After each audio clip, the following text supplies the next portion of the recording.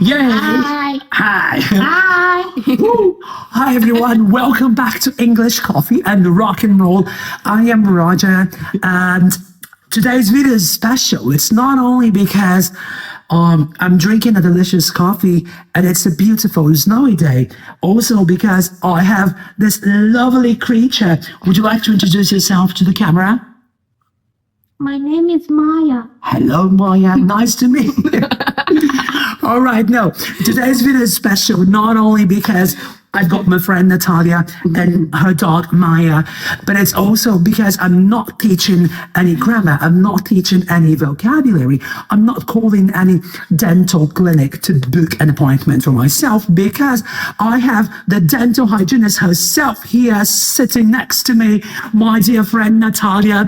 You might remember her from this video that's linked here in the video description when I called Apollonia Whitening to make an appointment for myself. She is the voice you hear in the video, and today you are going to finally meet her and get to know a little bit about her. So without any further ado, let's get started. Let's go.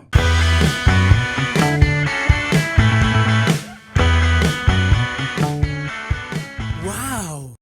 Okay, guys, so Nataliia, thank you so much for joining the video. I'm very happy. Thank you for inviting. Oh, come on. Oh, thank you for this delicious coffee. You're welcome. It's really good. I'm really happy to have you here. And so, guys, I will be talking to Nataliia. And the idea is, the purpose of this video is to serve you what? Good. What happened? My hair looked like shit. I needed to fix it. Oh, really? No, it looks Oh, good. it looks better now. I guess nobody noticed. But as I was saying, the purpose of this video is to serve you as a listening practice. So whether you live in an English-speaking country or not, the idea is to give you some extra material of two people talking naturally in English. There's a PDF with some questions about this video in the comment section below. So feel free to download it and answer the questions to practice your listening. So Nataliia, let's go. Tell us about you. Where are you from? I'm originally from a beautiful country called Ukraine. Yes. Perfect. That's in Europe, right? Yes, it's in Europe. Whereabouts in Ukraine you from? So I'm from Western Ukraine originally. I'm from a city called Novy Rozdil. The city is actually, maybe you know better, a city called Lviv. It's a city that's very close to my town, and it's in the western part of Ukraine, Right. very close to Poland. Interesting. So what's the town called again? Novy Rozdil. Novy Rozdil. Yeah, exactly. Seriousna. Seriously? That's an internal joke. I'll tell you guys all about it later. But anyway, Nataliia, so Natalia's from Ukraine, and how long have you been in Canada? I've been here for 9 years now. 9 years. Yeah. Oh, that's interesting. It's a long time, right? How do you like it? Honestly, I love it here. I love everything except for all the snow blowing around for 6 months. Look at that. Yeah. Maybe you see, maybe you don't, but we are having a snowstorm right now. Exactly. And it's supposed to rain until 6 a.m. tomorrow. So Yeah. it's not like I'm sad, but I'm not happy with it as well, you know? But yeah, It's okay. It is what it is. it is what it is. Barbecue weather. Barbecue weather. Barbecue weather. Oh, I got the irony. Yeah. No problem. So Nataliia is from Ukraine. She's been in Canada for 9 years. And what do? You are a dental hygienist, right? Yes, I'm a dental hygienist. Uh-huh. The duties of dental hygienist are mostly teeth cleaning, diagnosing the dental cavities, actually teeth whitening, helping out the dentist, taking x-rays, and a lot of other little tasks that we do at the dental office. And she's a great professional, to be honest. I highly recommend. She's already cleaned my teeth a couple of times. So yes, 100% trust her. All right. And what brought you to Canada? I think mostly my curiosity brought me here because I was always wondering how life is in North America, and I wanted to explore. As a kid, I always loved to watch North American movies, and I just wanted to go ahead and try it out, see how the life is here. All right. Yeah, we were talking before, before we started the recording, and you told me that you came here as a student, right? Yes, first I came here in a travel visa, and I just wanted to try it out. I went to have an interview with director of college, and actually he just accepted me. He's like, "You have some dental background," and I got accepted to a college very easily. And I thought, okay, this is my chance. Maybe I should try it out. And how long was your course? My course, honestly, those courses, normally they are 3 years, but since I found a private school which has an intense program, my program was a year and a half. It was 18 months. It was a very intense, like morning and night classes and a lot of clinic. And that's why, and we didn't have any holidays, like we didn't have summer breaks. Right. So it was like whole 3-year program jammed into a year and a half. Interesting. Interesting. Cool. Great. So now let's talk about Ukraine, right? So, because I love hearing about other cultures, food, music, typical clothing, and I'm curious to know what kind of music is typical in Ukraine. Like in Canada, we have what is typical in Canada? I would say probably rock and folk music. What is like Brazil is the samba, Colombia is salsa. What is popular in Ukraine? Salsa? More no. We wish that would be cool, but no, we have actually a very specific traditional genre of music. The most popular genre would be pop music. To be honest, people are very into pop music, and Ukrainian people are known to have very beautiful voices. So that's the thing about Ukrainians. And here to some tunes. He's gonna play them for you now. Exactly. No, Natalia's got a beautiful voice. She's a great singer. And what about the language, right? Ukraine is a bilingual country, right? It's I would say it's unilingual. Like it's we speak Ukrainian, but a lot of people at the eastern and south Ukraine still speak Russian due to how history was, and in Soviet Union most people spoke Russian, right? So some people still speak Russian language, but the national language is Ukrainian language. Ukrainian language, and you speak both, right? Yes, I speak both. Nice. And English. And English, right? I have a picture of this on the screen. Correct me if my pronunciation is correct. Is that Vishvanka? Vyshyvanka. Vyshyvanka. What is it? Vyshyvanka is this. I'm going to show you an example. So this is a traditional Ukrainian clothing, beautiful embroidered shirts that we wear in Ukraine. We wear these to church, and if we have any Easter or Christmas celebrations, we wear these. See, these are handmade and embroidered. This one is linen. So it's all handmade. This is, each piece is very unique. It was handmade in Ukraine by a lady, and it's one of a kind. Interesting. All right. So that's a typical Ukrainian clothing item, that Vishvanka. I have a necklace, like a Ukrainian necklace. Let me show you that. Oh, right. Okay, she's coming back. There it is. Oh, interesting. I can't put into words, but I noticed there is a pattern in this one and in the Vishvanka. Yeah, exactly. Interesting. Very interesting, all right? And these kind of necklaces also. Beautiful, isn't it? Now let's talk about your hometown, right? For me, every word in Ukrainian, except for Seryosna, is very complicated to say. So I'm going to ask you to say your hometown name again. So Новий розділ. Новий розділ. Perfect. And what is it like? Is it a big city? Is it small? The town? No, it's pretty small. Actually, my town is quite small. 35,000 people live in my town. Actually, might be a little bit more people now since people are moving away from east and south. But it's quite small. It's very cozy. We have 5 schools. We have college there. We have even 2 colleges there.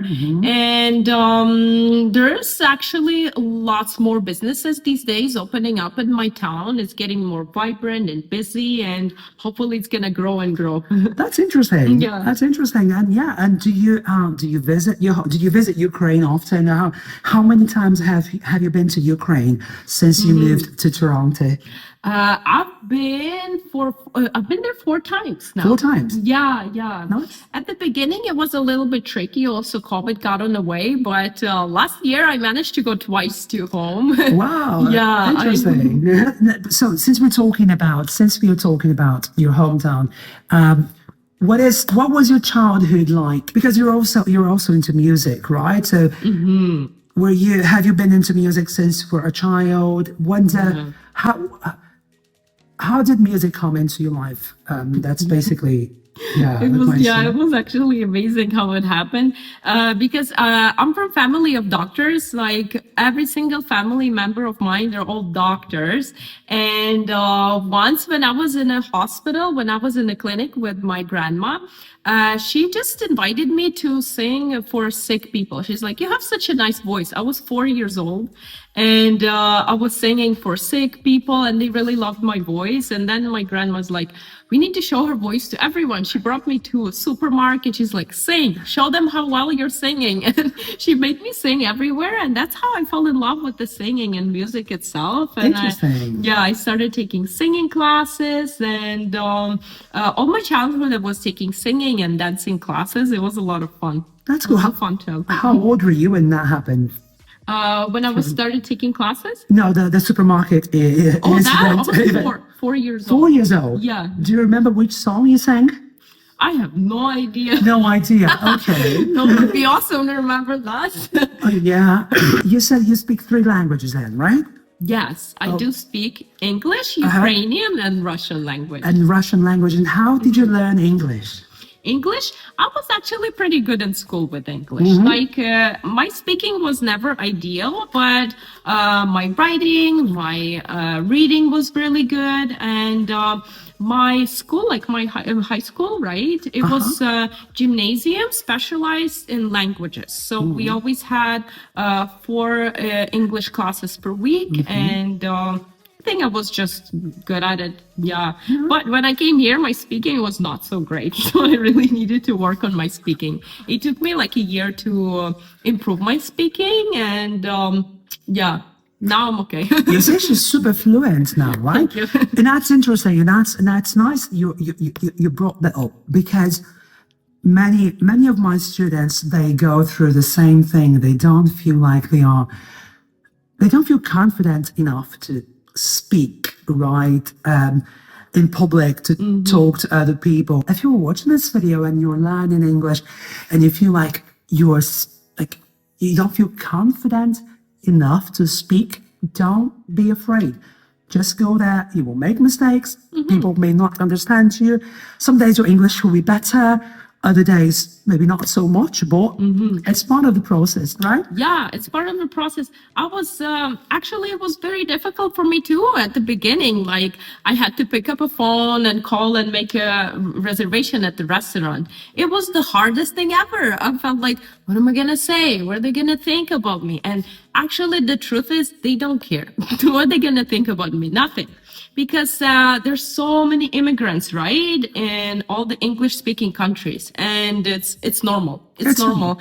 You will pick it up, and you will get better very soon. You just have to keep trying. You're right. I guess most of the times, most of the judgment doesn't really come from people. I think it comes from our own thoughts. You know? Yeah, you're right.